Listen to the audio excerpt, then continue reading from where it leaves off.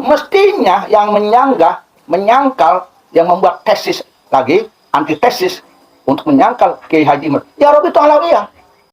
Beda dengan oknum Mufti Batawi yang melarang ahli tarekat di Banten, Geger Cilegon melawan Belanda. Saya ngeliat di kolom komentar, di YouTube gitu, bahwa mereka itu mengatakan Kiai Imad itu menuduh para habaib atau Ba'alawi itu bukan sebagai dzurriyyah Rasul.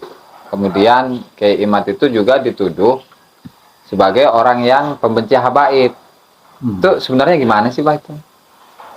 Ini pertama, yang nuduhnya itu siapa? Ulama bukan, ahli nasab bukan, background pendidikannya pesantren tidak, kuliah tidak, atau yang nuduh itu tidak pesantren, tidak kuliah, atau orang-orang yang jahil. Itu dulu. Yang kedua, kita harus objektif. Apakah Haji Imad ini hanya membuat isu tanpa dasar, tanpa kitab, tanpa dalil, tanpa penelitian? Kalau Haji Imad ini tanpa dasar, tanpa dalil, tanpa penelitian, tanpa kitab, maka itu bisa saja beliau itu mengada-ngada. Yang Abah ketahui, Haji Imad itu berbentuk tesis. Kalau tesis di dalam dunia intelektual, dunia pendidikan, perguruan tinggi, itu tentu berdasarkan penelitian. Bicara penelitian, pasti itu ada referensi, ada literaturnya, bahkan ada manuskrip. Tentu juga ada pakar-pakar ahlinya. Haji Imad ini seorang intelektual muda, ya ulama. Background pendidikan pesantrennya bukan orang sembarangan. Beliau ini murid Abuya Dimyati Cidahu, murid Abuya Sanja, ahli Alfiyah, murid Abuya Bustami Cisantri, dan yang lain-lainnya. Dan dalam pendidikan, beliau ini sarjana agama, alumnus UIN, dan juga beliau kuliah di Mesir, kalau tidak salah ya, sebagai MA, Master of Arts. Ini tesis ini untuk menempuh doktoral tentu.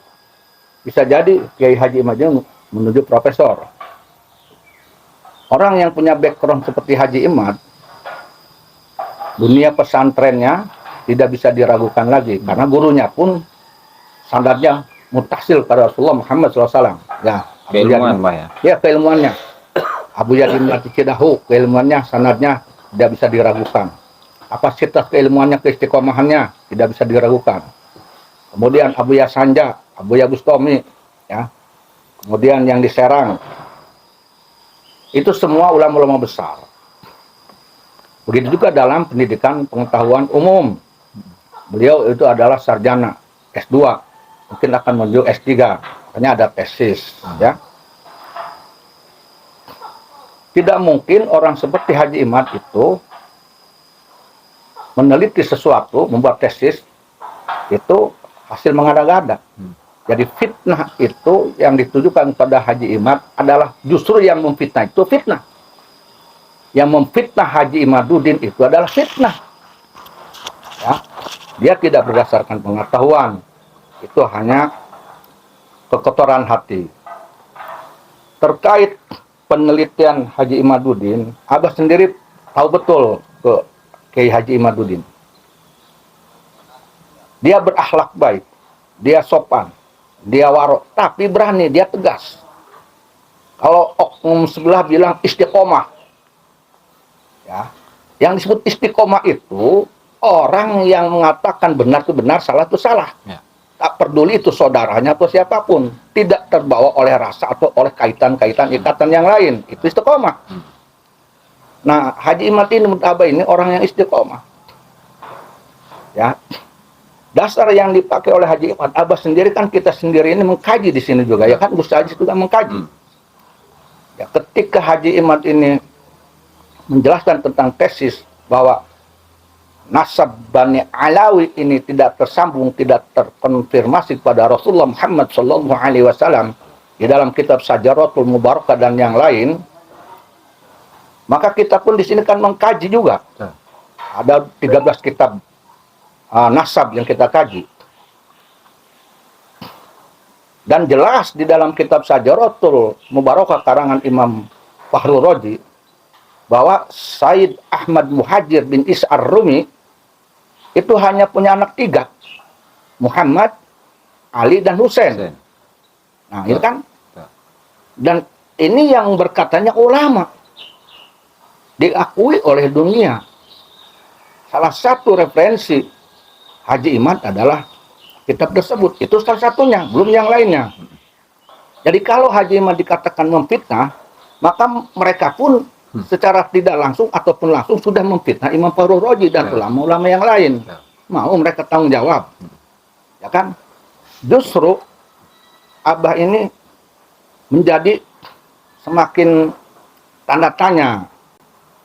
Ada oknum yang mengatakan bahwa dari kaum Ba'ali ya oknumnya, bahwa Imam Ubaidillah ini adalah Abdullah. Abdullah ditaskir menjadi Ubaidillah. Ada itu kan? Nah, ini tidak tahu referensinya dari mana. Berarti kan itu berarti cucunya, kalau klaim mereka berarti cucunya Said Ahmad Muhajir. Ya kan begitu? Said Ahmad Muhajir. Nah, ini jadi makin rancu ini. Jadi makin rancu. Ini harus diteliti lagi. Nah, kembali lagi kepada Kiai Haji Imaduddin. Jika ada orang yang tidak setuju, ini Abah sudah berkali-kali ngomong nih. Sudah berkali-kali ngomong. Jika ada orang yang tidak setuju dengan tesisnya Haji Imad, yang di sana beliau mengatakan bahwa Bani Alawi ini tidak terkonfirmasi kepada Rasulullah, artinya Ubaidillah itu tidak tertulis sebagai anak Sayyidina Ahmad Muhajir, maka mereka pun harus mampu membuktikan secara tesis, secara ilmiah juga bahwa Ubaidillah ini benar sebagai Said Ahmad Muhajir. Buktikan secara tesis. Artinya, bukakan kitabnya, bukakan referensinya, literaturnya, ulamanya, ulama mana. Tinggal segitu doang. Nggak usah sulit-sulit.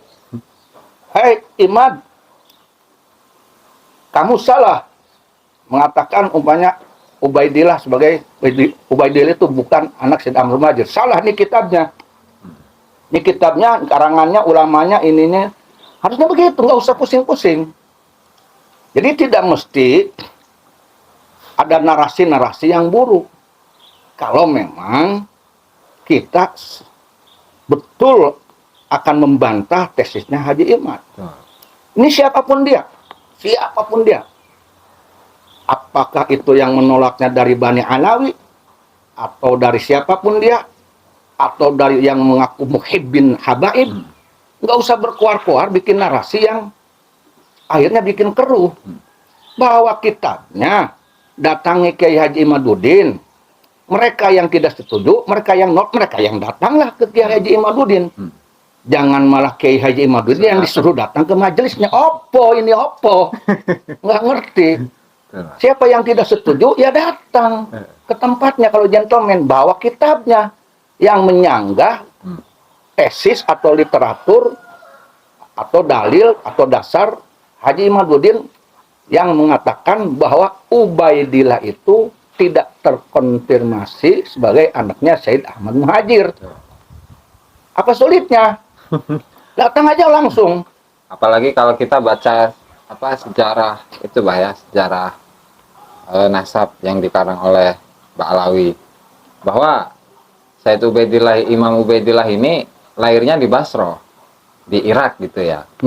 Nah, sehingga kalau memang kelahiran Irak dan ketika datang ke Hadramut itu sudah dalam keadaan dewasa, ya otomatis mudah dong untuk mencari data ketersambungan bahwa Imam Ubaidillah merupakan putra dari Ahmad Al-Muhajir. Tapi buktinya kan nggak ada gitu ya. Nah, itu salah satu untuk membantah kan, Betul. untuk membantah tesisnya Haji Imad. Makanya buktikan. Betul. Nah, kalau memang Abdullah atau Ubaidillah ini anaknya kan bisa tadi. Betul. Penduduk Yaman, Hadramaut mungkin bisa membuktikan. Dan tidak ada satupun yang menolak dari Hadramaut, dari Yaman, bahwa itu bukan anaknya Ahmad Muhajir. Dia tidak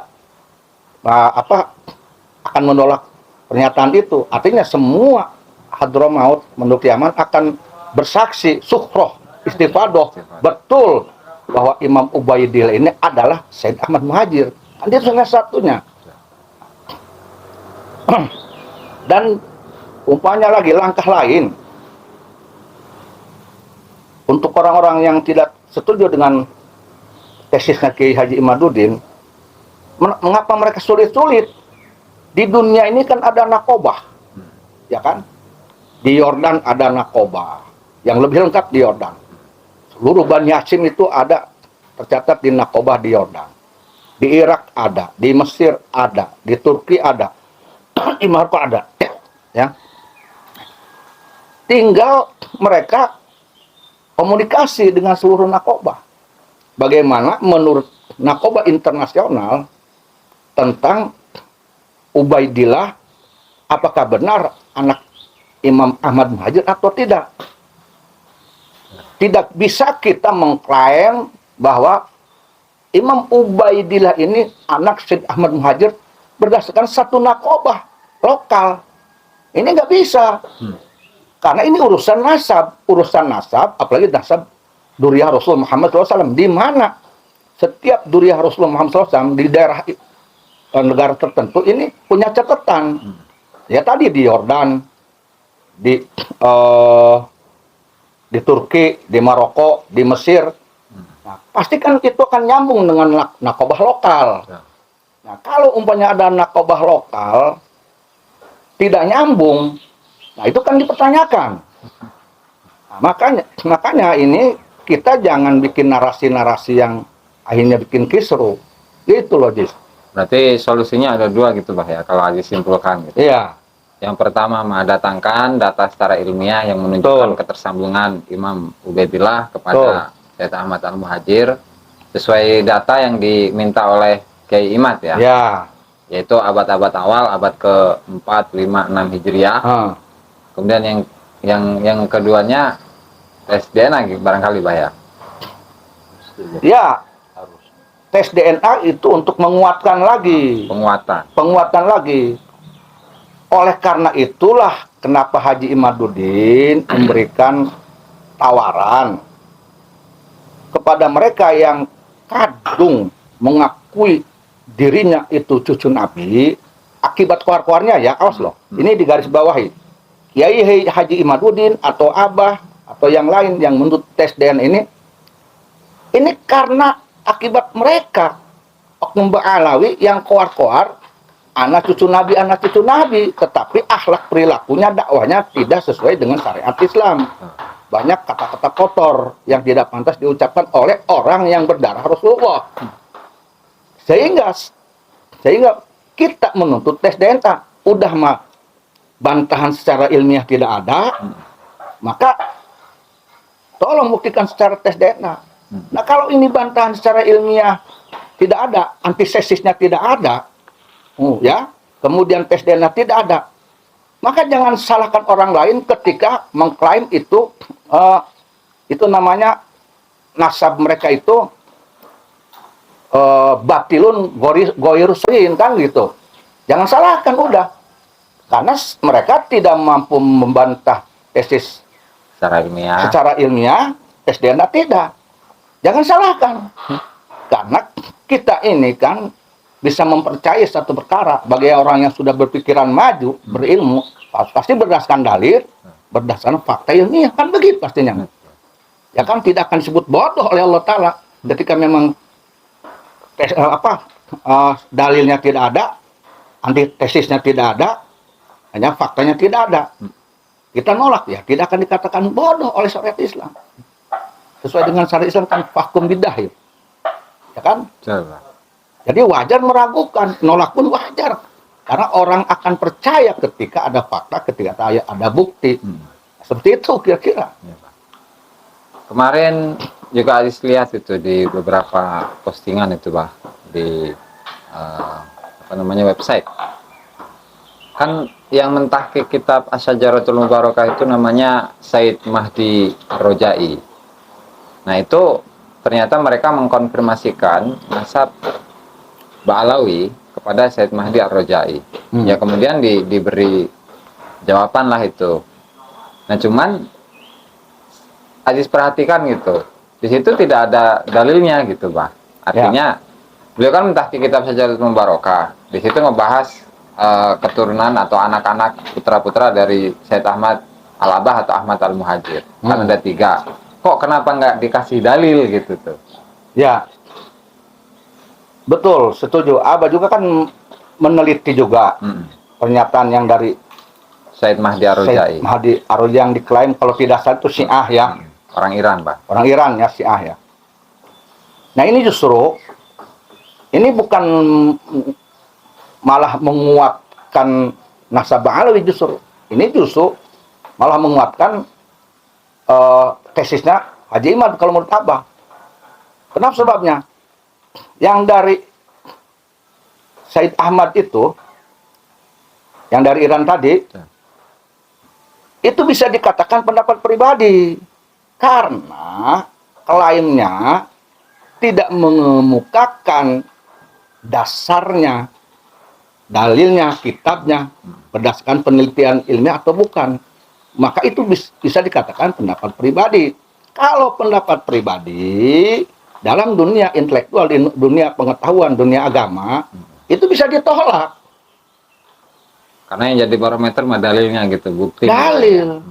Nggak bisa kita keluar dari dalil, nggak bisa. Untuk kebenaran agama Islam ya dalil. Ada dasar hukumnya. Nggak bisa kita. Ya kan? Dalam hal penentuan hukum, ya.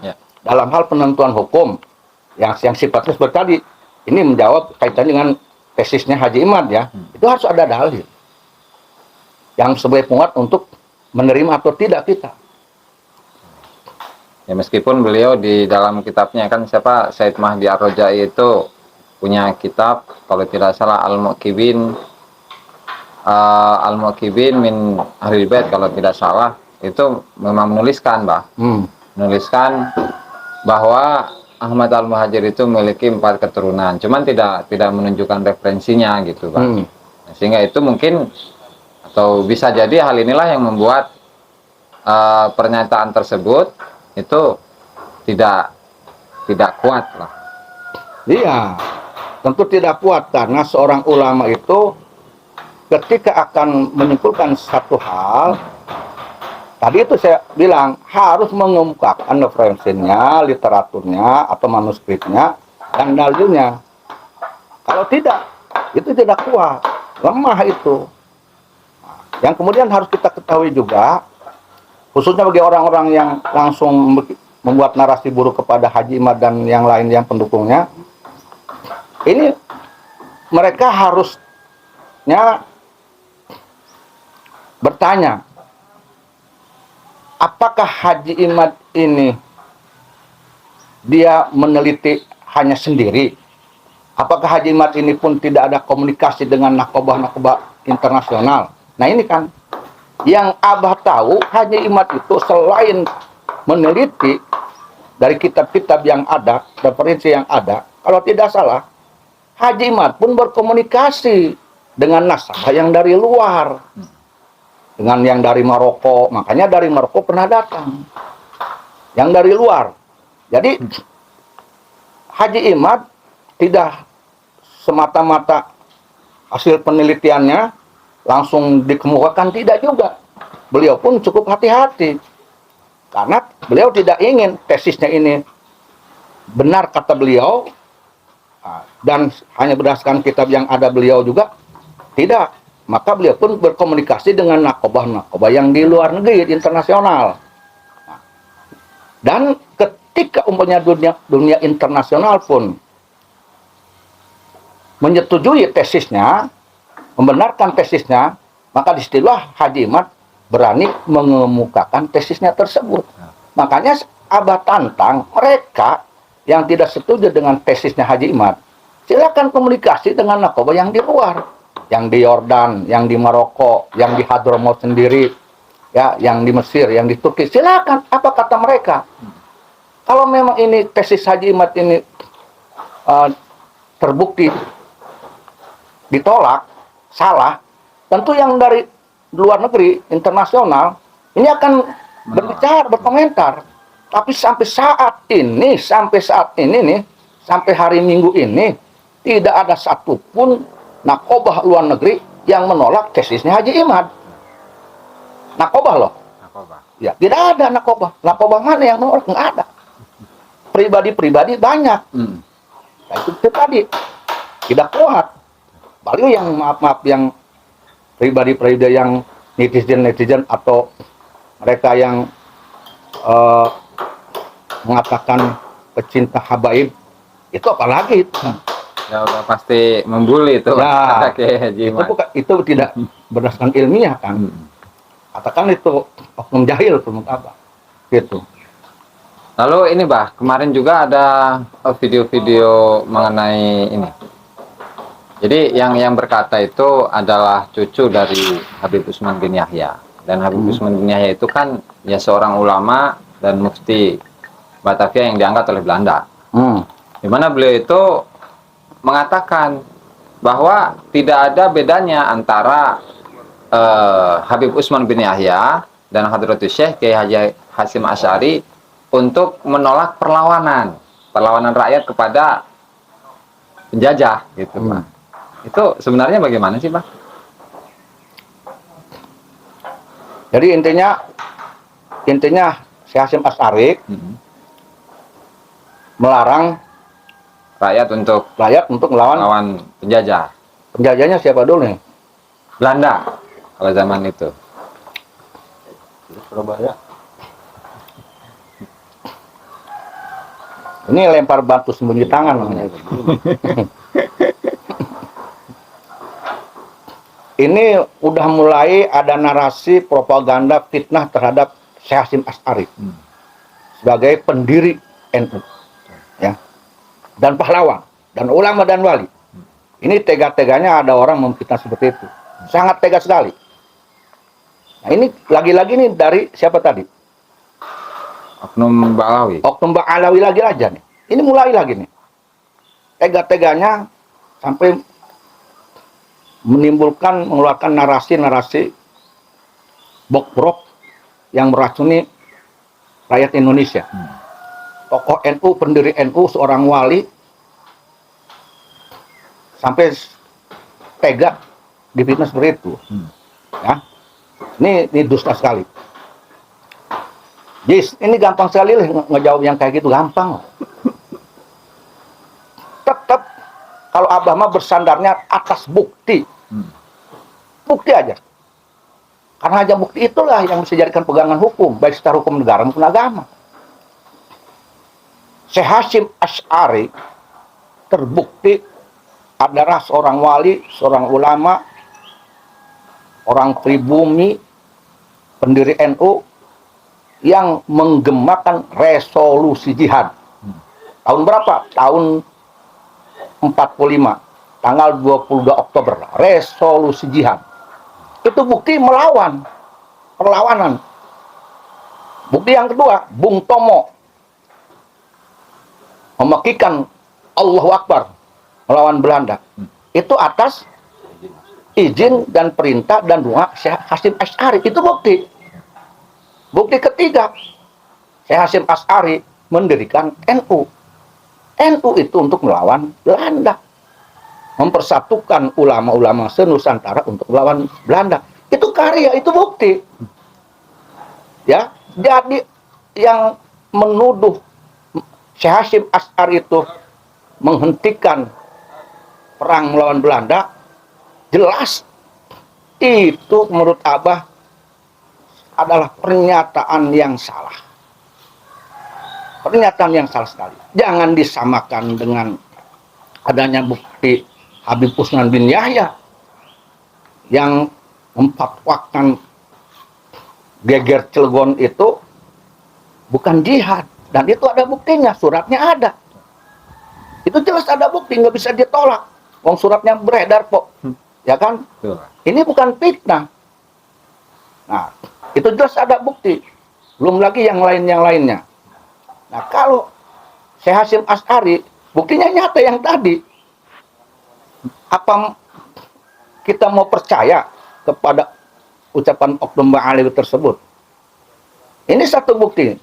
Henti-hentinya yang Abah dengar ini, Oknum Ba'alawi itu selalu menghinakan mayoritas nih,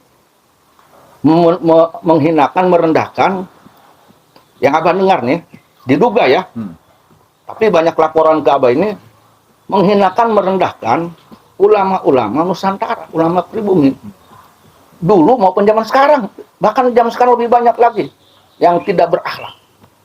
Nah, ini lebih buruk lagi kalau sampai berani memfitnah Syekh Hasyim Asy'ari. Ini sudah keterlaluan nih. Yang Abah heran nih, kenapa para pengurus NU kenapa diam aja? Syekh Hasyim Asy'ari ini difitnah sebut, kok diam aja? Ini tanda tanya ini. Apa menyetujui dengan ucapan Oknum Ba'alawi tersebut? Oknum Habib tersebut setuju? Ini sangat aneh sekali nih. Masa diam aja? Syekh Hasyim Asy'ari difitnah seperti itu, masa nggak ada klarifikasi? Ini harusnya ada klarifikasi dari NU. Mestinya. Ini jangan sampai masyarakat teracuni lagi nih. Bahaya ini udah. Jangan diam.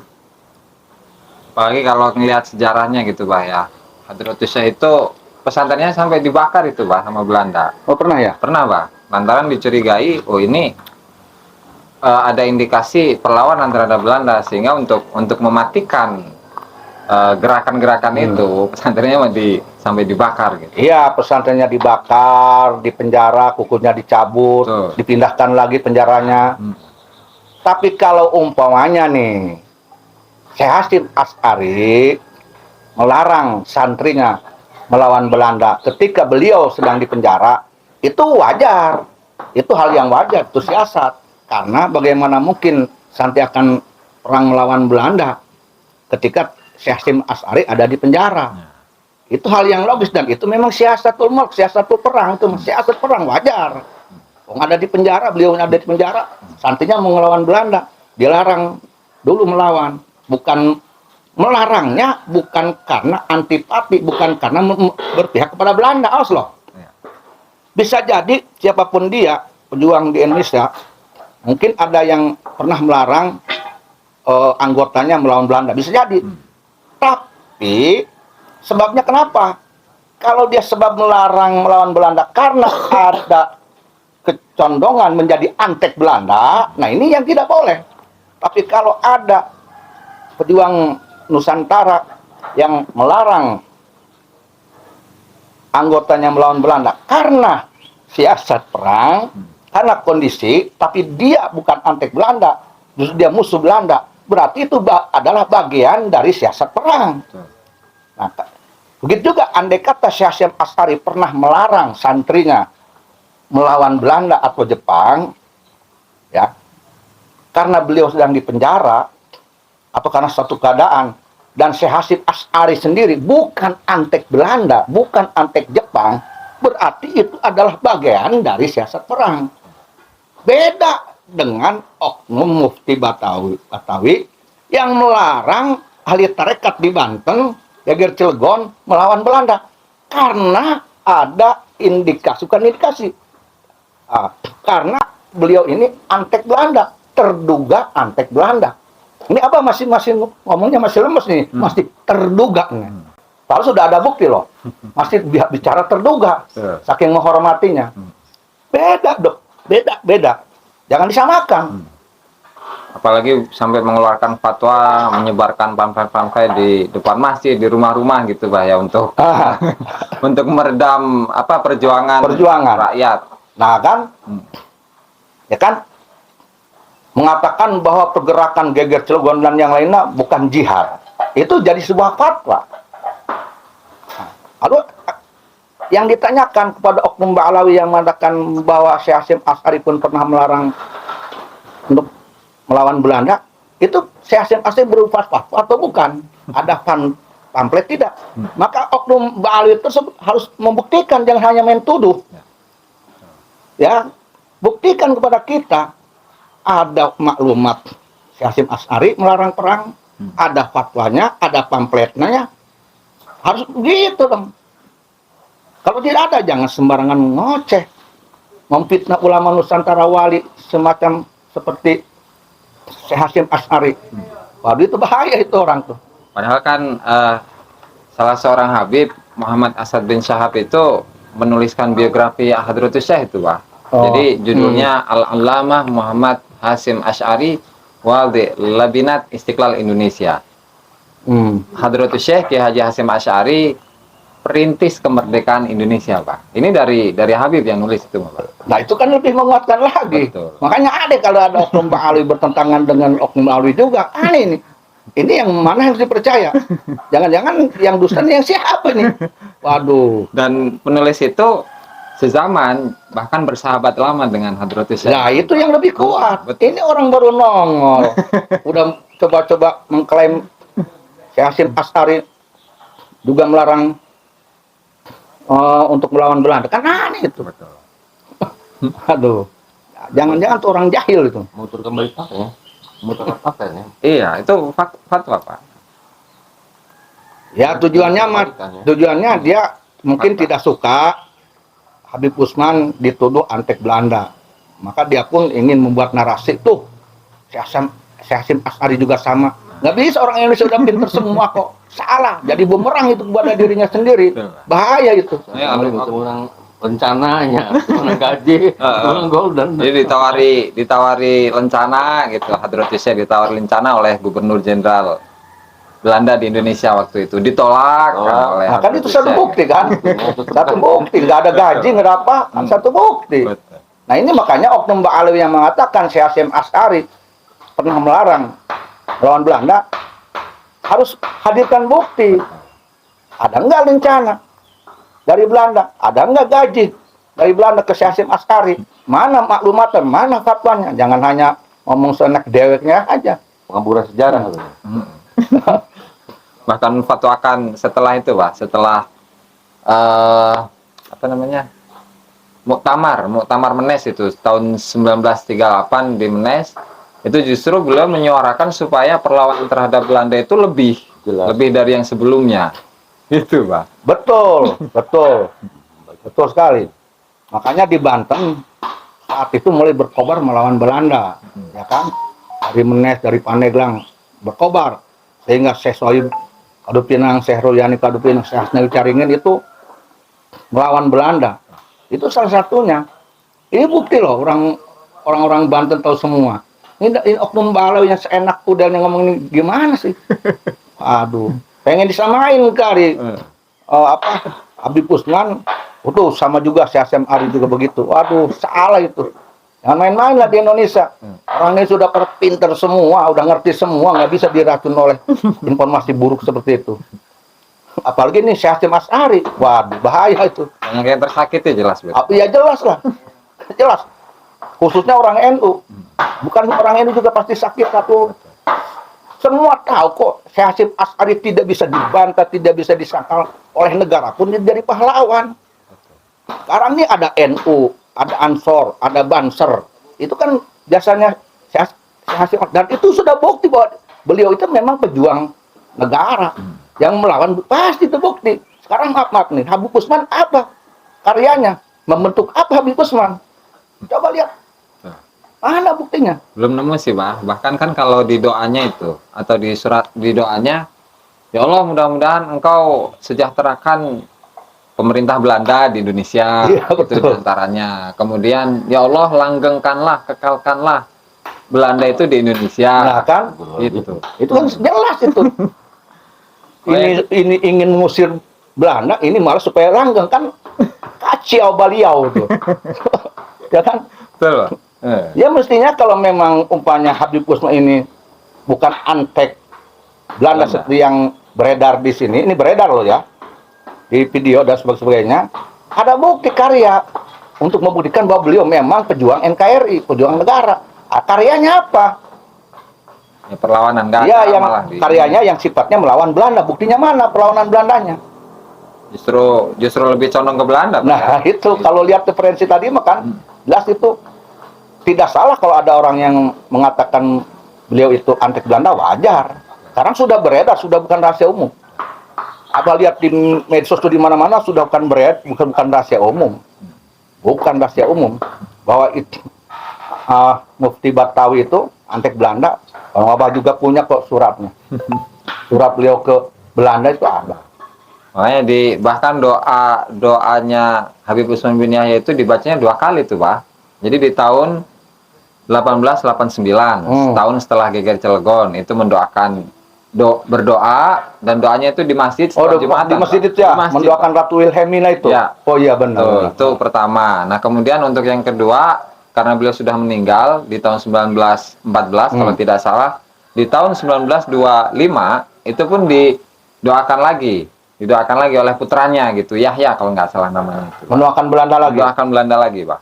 Dua kali kejadian itu. Lah kan itu sudah fakta. Jadi nggak bisa kita membantah, itu udah bukti sejarah kok. Ya kan, dan ada buktinya kan. Ada bukti. Ditambah lagi sama ini apa? Beliau menggambar, di situ ada Ratu Wilhelmina, kemudian mengucapkan selamat ulang tahun yang ke-25 itu, Bah. Dan ditambah dengan puisi-puisi yang isinya adalah memuji-muji pemerintahan Belanda, Bah. Kolonial Belanda. Itu mah Belanda banget, itu udah antek Belanda banget kalau begitu mah. Udah antek Belanda. Waduh. Antek Belanda banget kalau begitu mah. Itu mendoakan setelah menikah itu. Ya, setelah mati, setelah meninggal. Setelah meninggal dibaca oleh putranya itu, Pak. Putranya. Doa itu. Bagaimana hukumnya itu? Ya, belum tahu hukumnya gimana tuh. Ya kalau cuman sekedar mendoakan supaya sehat sih, boleh-boleh saja gitu. Kan yang meninggal. Masa yang meninggal itu sehat kembali? Gitu. Ya bisa jadi jariah gitu. Jadi apa nih? Ya begitu, Pak. Bukan, maksudnya gini, setelahnya Ratu Wilhelmina wafat. Bukan, yang wafat Said Usmannya. Oh, Said Usmannya. Oh, Habib Usmannya. diteruskan mendoakan lagi. Mendoakan lagi oleh putranya. Oleh putranya. Jadi Habib Usmannya mendoakan Ratu Wilhelmina dan Belanda, dan anaknya pun sama mendoakan juga. Belanda juga. Betul.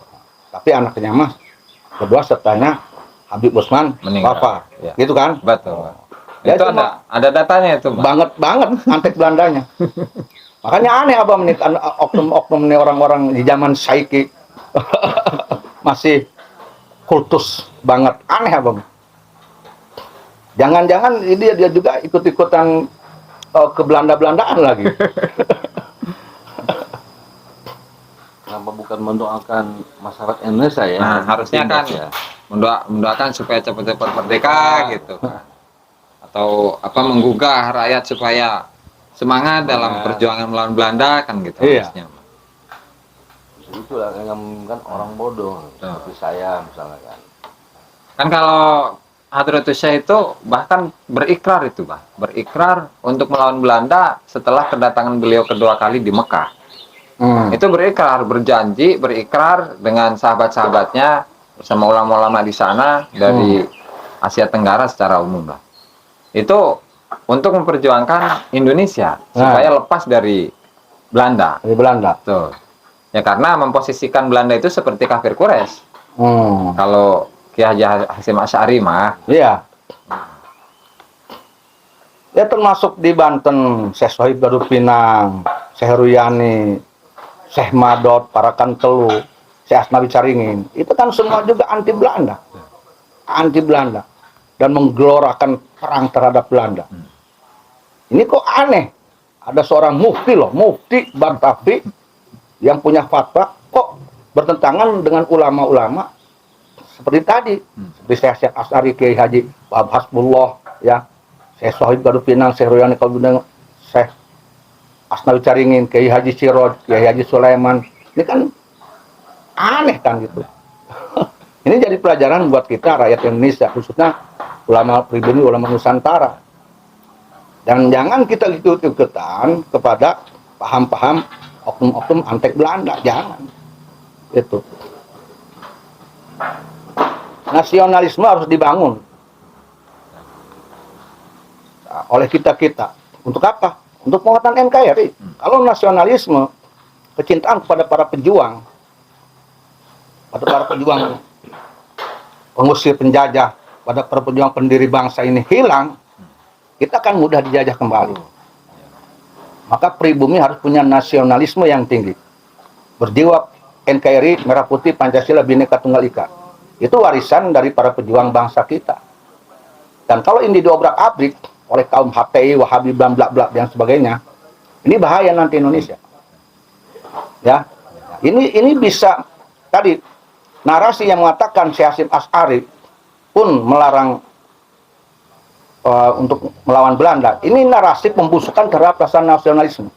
Dan Abbas sangat mengecam keras ucapan Oknum Bang Ali tersebut. Sangat mudah. Dan menuntut Oknum Bang Ali untuk menghadirkan bukti. Jangan hanya bicara, tapi buktikan. Betul Syekh Hasyim Asy'ari itu melarang melawan Belanda dengan tujuan keberpihakan kepada Belanda. Harus dibuktikan gitu.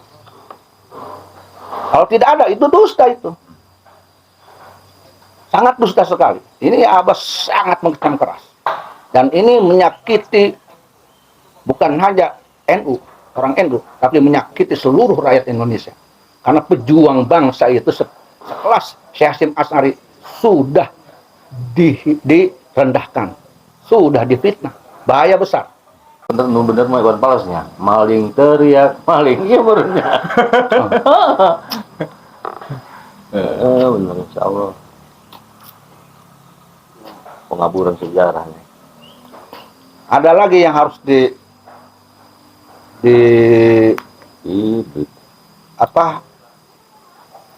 ditafakur oleh kita terkait fenomena yang sekarang ini. Solusi.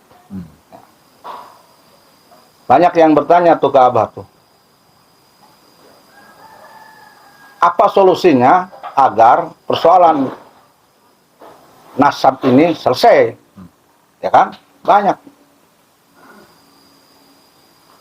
Gampang sebetulnya. Sebetulnya tidak mesti kita rame di medsos, rame di mana-mana. Enggak mesti sebetulnya. Karena solusinya gampang sekali. Asal mau dilaksanakan oleh orang yang menjadi sababnya adanya solusi, gampang. Pengen tahu nggak? Iya, Pak. Pengen tahu Ya. solusinya? Ya. Tuh enteng jis, cuma tukudu ngaji kitab gundul tukudu ngabiakeun tafsir tukudu. Apa itu, Pak? Sebetulnya Abah mah bukan ahli nasab ya, Kang. Tidak mengakui ahli nasab, tidak paham. Abah mah ahli ngopi, ahli ngudud. Makanya urusan nasab ini Abah mengikuti Haji Imad. Karena beliau ahlinya. Makanya Abah tidak mau ikut campur di ranah beliau. Hanya mendukung, hanya setuju kepada Kiai Haji Imad. Didukung sekali. Tesisnya ya, ini tesis masalahnya. Tidak boleh Abah ini mematikan tesis. Tidak boleh. Sama aja dengan mematikan dunia pengetahuan. Dimana itu untuk mencerdaskan anak bangsa nanti. Dan menambah anak bangsa mengetahui ilmu nasab. Selama ini kan di pesantren-pesantren dan kita-kita ini khususnya Abah hanya sibuk dalam belajar ilmu alat, fikih, tasawuf dan yang lainnya. Tapi ke nasab kadang-kadang tidak paham juga. Nah, dengan adanya Kiai Haji Imaduddin tesisnya tersebut ini merangsang Abah sendiri untuk belajar ilmu nasab. Itu kan ada hikmah besar. Orang Indonesia makin cerdas nih tentang ilmu nasab. Nah, solusinya tadi pengen tahu ya? Iya. Oh, pengen tahu. Simpel kok.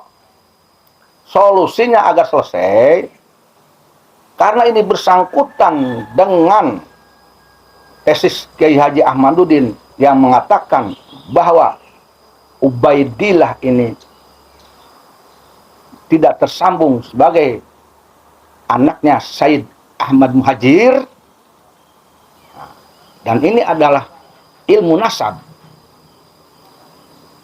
maka yang harus menjawabnya adalah pakar nasab, dan yang menjawabnya adalah nakobah yang berhubungan dengan nasab Ubaidillah, nasab Alawi bin Ubaidillah. Siapa lagi? Ya RA, Robitu Alawiyah, ini harus menjawab. Karena Robitu Alawiyah memproklamirkan diri, mengakui dirinya, di SK-kan, ada izinnya, sebagai lembaga pencatat nasab Bani Alawi. Nah ini nasab Bani Alawi, dalam tesis Kiai Haji Ahmaduddin, dikatakan Imam Ubaidillah ini tidak terkonfirmasi sebagai anak Said Ahmad Muhajir. Maka tidak terkonfirmasi sebagai suriah Nabi Muhammad Sallallahu Alaihi Wasallam. Sementara Robitu Alawiyah adalah lembaga yang mencatat nasab-nasab habaib bersambung ke Rasulullah Muhammad Sallallahu Alaihi Wasallam. Mestinya yang menyangkal, yang membuat tesis lagi, antitesis untuk menyangkal Kiai Haji Imam, ya Robitu Alawiyah. Robitu Alawiyah yang harus bisa menjawabnya untuk membuktikan betul habaib ini adalah dzurriyyah Rasulullah Muhammad Sallallahu Alaihi Wasallam secara ilmiah, secara data dan fakta, ada literaturnya, ada referensinya, ada kitab-kitabnya, sehingga terbantahkan itu tesis Kiai Haji Imam ini. Kalau ini Robitu Alawiyah diam, Robitu Alawiyah tidak bersuara, ini jadi tanda tanya besar. Ya, fungsi Robitu Alawiyah ini apa nanti? Justru Robitu Alawiyah ini yang punya tanggung jawab besar terhadap Bani Alawi yang ada di Indonesia, yang memberikan buku-buku bukti sebagai dzurriyyah Rasulullah kepada Bani Alawi. Ini harus bertanggung jawab kepada mereka-mereka, para habaib itu. Kasihan para habaib. Kasihan. Lindungi para habaib dengan berbicaranya Robitu Alawiyah untuk mengkanter, menyanggah tesisnya Kiai Haji Ahmaduddin. Kalau betul Robitu Alawiyah ini bertanggung jawab melindungi para habaib. Dikuatkanlah oleh Robitu Alawiyah bahwa Ubaidillah ini benar adalah anak Said Ahmad Muhajir, sehingga benar adalah sahih mutlak adalah dzurriyyah Rasulullah Muhammad Sallallahu Alaihi Wasallam. Ya Robitu Alawiyah yang ngomongnya, yang bicaranya. Jangan malah oknum-oknum yang tidak punya kompetensi, oknum-oknum yang jahil bersuara di medsos apa-apaan. Percuma. Nggak bakalan menyelesaikan masalah. Apalagi oknum itu jahil. Yang bicaranya bukan dengan ilmu, bukan ilmu nasab. Kiai bukan, ulama bukan, ahli nasab bukan. Nah, ngomong-ngomong, ikut ngomong, ngerecokin aja. Jadi mestinya ini Robitu Alawiyah yang ngomong. Ya, itu yang punya kompetensi yang kuat. Dan harusnya ini pemerintah dalam hal ini untuk menyelesaikan persoalan ini, ya, khususnya ini MUI dan Kemenag, ini menginstruksikan kepada Robitu Alawiyah untuk menyanggah mestinya. Pemerintah punya kompetensi untuk memerintahkan kepada Robitu Alawiyah agar menjawab, membantah tesisnya Kiai Haji Ahmaduddin. Ya kan begitu. Dan mestinya melarang oknum-oknum yang bukan kompetensi, bukan ahli nasab berbicara yang sifatnya bikin narasi-narasi lebih buruk lagi. Walaupun dia seorang kiai, kalau dia memang bukan ahli nasab, jangan ngomong. Dia diabuyakan, walaupun dia diabuyakan, dia punya ilmu nasab, jangan ngomong, ngaco akhirnya. Ya kan? Nambah memperkeruh aja. Nambah memperkeruh ini. Nah, Abah aja nggak berani ikut-ikutan kalau dalam masalah nasab, enggak. Hanya mendukung tesisnya Haji Imad. Ikut-ikutan tidak bisa. Karena Abah tahu diri siapa saya. Saya bukan ahli nasab. Yang lucu ini ada oknum-oknum yang merasa dirinya abuya, ahli ngaji, ahli kitab gundul, ngomong-ngomong tentang nasab. Ngomong-ngomong tentang desa. Itu kesiangan tuh orang. Aku ya itu. Iya, jangan-jangan itu kan aku ya. Iya aku yang paling hebat di Banten ini. Ya, sekelas Abuya Muhtadi Cidahu, seorang Abuya loh, yang tidak disangsikan keabuyannya di dunia nasional internasional dan istiqomah, jelas istiqomahnya. Dia berjuang membukakan dakwah itu bukan untuk ormas, bukan untuk oknum, bukan jadi budak ormas, budak oknum, bukan Abuya Muhtadi. Itulah ulama istiqomah. Tidak ikut campur urusan ini. Ya kan, ini oknum-oknum yang katanya Abuya, tapi menurut saya itu aku ya, yang hanya merasa dirinya pinter ngaji kitab tapi tidak sarjana, bukan, kuliah kagak, ngerti tesis juga kagak, sosokan dia udah nang Kiai Haji Imaduddin. Kemana itu orang tuh? Nyakola helan, kuliah helan. Kiai Haji Imaduddin bukan hanya seorang santri yang ahli kitab kuning, dan dia pun juga pengarang kitab, ya kan? Tidak diabuyakan pengarang kitab bahwa itu Kiai Haji Imaduddin, ya kan? Murid Abuya Dimyati Cidahu, murid Abuya Sanja, murid Abuya Bustomi, dan yang lain-lainnya. Segitu pengarang kitab, dan dia SAG dan Master Art. Sebentar lagi dia mungkin akan doktoral. Tidak diabuyakan, tidak menganggap dirinya abuya. Ini orang kuliah kagak, hanya bisa seperti kita juga, kita juga mungkin, ya udah aneh. Di Banten ahli kitab udah banyak. Kuliah kagak, soson ngaku-ngaku abuya. Aku ya kali itu. Nyuruh Kiai Haji Imaduddin datang ke majelisna. Lucu tuh orang. Nah, mending dianya Ba'alawi gitu, Pak. iya, mending kalau Ba'alawi mah hanya ikut-ikutan aja. Kalau enggak tentang zuriyah Rasulullah Muhammad SAW. Ini ya sangat aneh sekali. Kamu tentang cucu itu, kamu cucu itu, jadi cucu itu kan di kakek, ke bapak, ke anak. Kita masih rada bingung. Seperti halnya Abi Bahar. Saya ini cucu Rasulullah.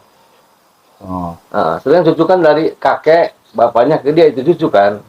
Itu bahasa cucu gimana? Apa susu, apa cucu, apa tete itu? Itu saya bingung makanya. Jadi kan kalau sampai ke 5 ke 6 itu kan mungkin namanya udah beda. Udah beda lagi, tapi itu cucu apa susu itu? Apa mungkin tete gitu? Salah ngomong gimana itu? Saya bingung tuh tentang itu. Aya guys, si cucu tuh tetangga aing tukang kaluweung. Tapi cucu. Dengan di orang mah orangnya cucu eta kakek, bapak, orang cucu. Cuma bingung. Kok ada cucu eta?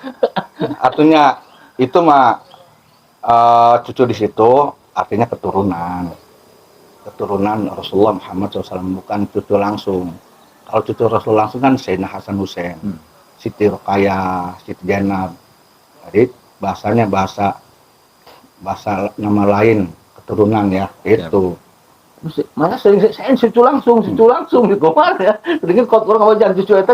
Atau dia orang buyut, orang cenggeh gitu. Kurang Banten. Atau dia kata, "Nano aku cucu Nabi Adam."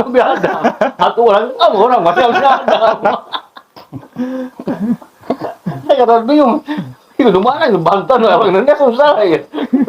Cucu. Makanya gini nih, Indomil. kalau saran Abah mah ya, saran Abah nih.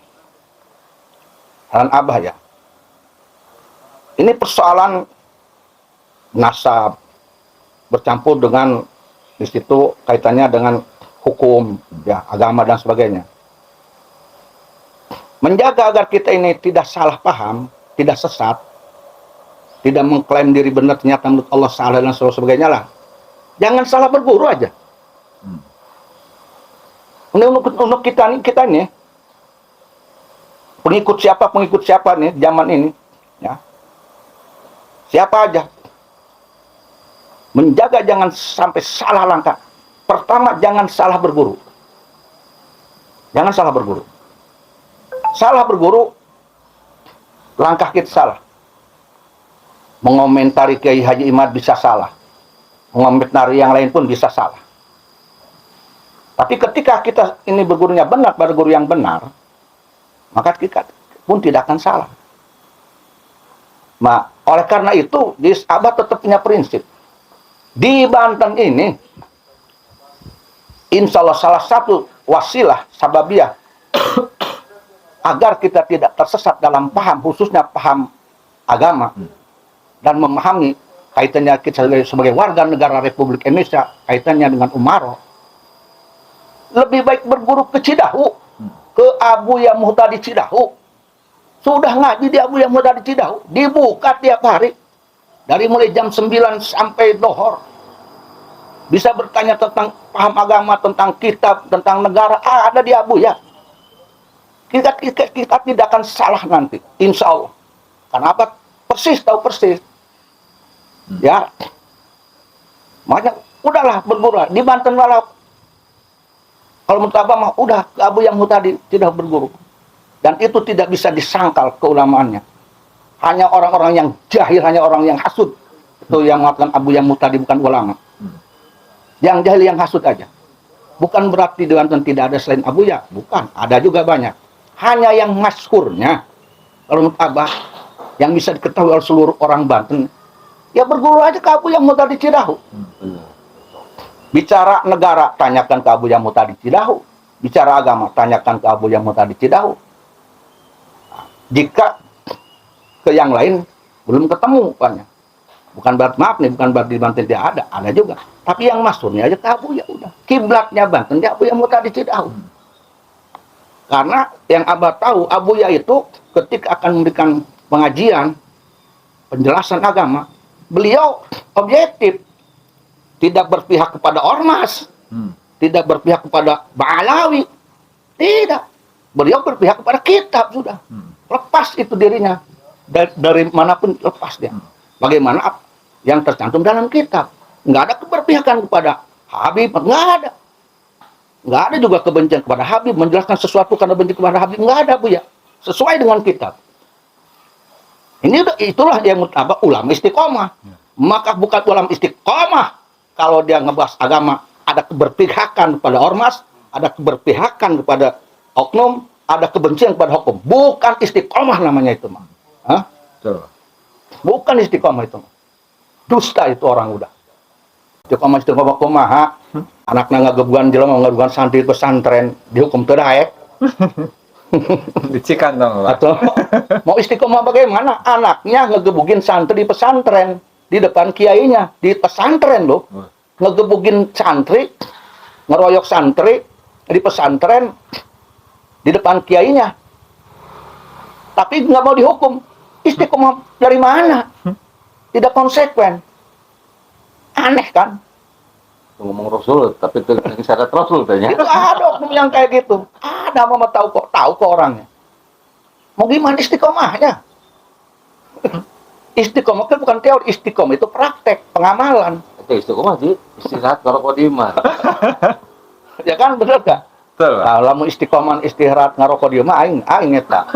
Aing itu istirahat ngarokok di rumah. Salah teman, istirahat kalau dimah. Nah, kalau berkiblat ke ini hadisnya gitu, Pak ya. Rasulullah saja kan bersabda, seandainya kalau Siti Fatimah itu mencuri saya yang akan Nah, itu istiqomah itu. Istiqomah namanya. Rasulullah contoh istiqomah yang paling istiqomah Rasulullah. Kalaupun anaknya umpamanya tapi tidak mencuri kan Siti Fatimah. Andai kata kan aku potong tangannya. Ya itu koma. Mau anak mau besar saya salah. Ini mau gimana dikatakan ulama istiqomah dan Abuya, wong anaknya ngegebugin santri di pesantrennya depan kiainya, nggak mau dihukum, malah dijaga rumahnya. Istiqomah lain naon ya, pret. Ngomong naon. Giliran pesantren ngajukeun proposal hayang menang rusun pondok kurang lebih 3 miliar, tadi tarima ngamuk. Anti pemerintahnya. Nanti pemerintah proposal dari dia ngamuk, karak dibere. Karak sering ngeheot. Ya kan? Kita di sini pesantren ini, maaf, pesantren ini, alhamdulillah pesantren kita, alhamdulillah tidak ada yang namanya Al-Mubarak ini mengajukan proposal ke provinsi, ke Depag, nggak ada. Ke kementerian mana, nggak ada satupun proposal. Bahkan ditolak, Pak ya. Bahkan kita tolak, tidak ada. Tidak pernah. Yang dimana orang tahu kata Yusuf ini dekat dengan pemerintah, tapi tidak ada satupun proposal Al-Mubarak diajukan ke provinsi, ke Depag, ke Kementerian Agama, ke Dinsos, enggak ada. Balik-balik orang itu yang ngomong istiqomah. Wah, so hebat. Ke diberi sama ke pemerintah, ngamuk mana barang diberi sama 3 miliar. Cungas cengenges, red. Oknumnya ada itu oknumnya. Di Banten tuh. Oh, ada, iyalah, ada aja pokoknya. Jangan dibilangin nanti malu. Iya. Nanti abah dipersekusi lagi. Ada mobil bayar persusun kayak dia.